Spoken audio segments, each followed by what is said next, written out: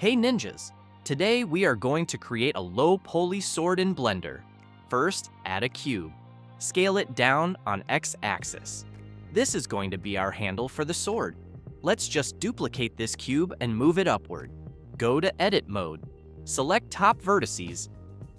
Scale it down on Y-axis. Before that, add a loop cut in middle. Then do it again. Add loop cut in middle. Then select this vertex and press GE. Then move it on X-axis, like this. Scale down bottom part of the blade.